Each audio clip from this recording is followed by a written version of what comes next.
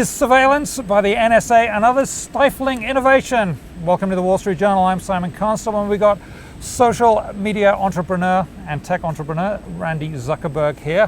Thank you very much for being here. Now one of the things here at Davos that people are talking about is the revelations by Edward Snowden that the NSA is spying on pretty much all of us.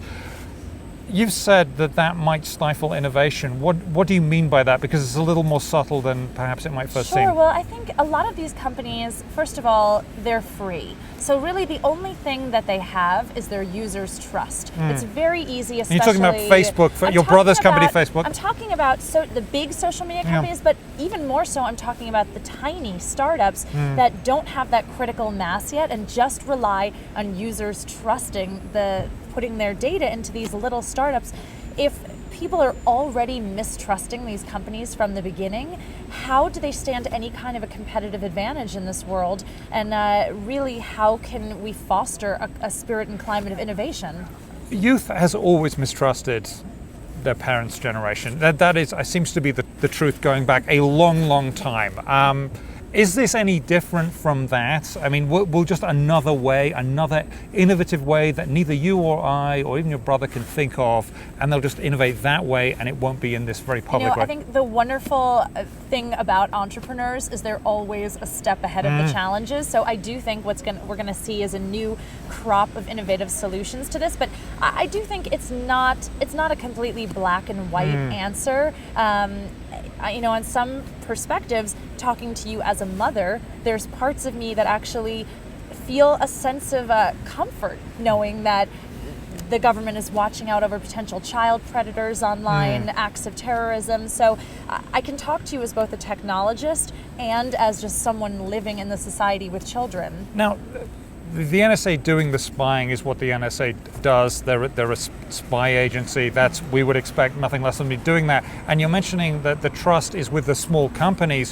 What can the government do to help those small companies get back their trust? Because that is the problem. We're not talking about, we don't expect the NSA not to be spying, but how do you get back the small companies with the trust and other bigger companies like Facebook and Twitter? I think it's a great question. I think we have to have more open dialogue between the companies and their users, but I do think that consumers are savvier than we give them credit for. I don't think anyone thinks when they put their location into Google Maps that they're not giving data to the company.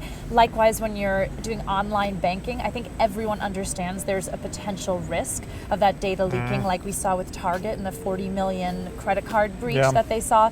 So I think consumers are savvier than we think, but I think what's going to need to happen is, like you said, companies are going to need to innovate to prove to their consumers we are giving you so much of a benefit that it's worth you turning your data over. So you don't think they need to put daylight between them and the government? I'm not sure. Again, it's not a completely black and white answer. I think it depends on the type of service. Last thing, let's just deal with this, which is dot complicated. Your book, part of this is step away from social media.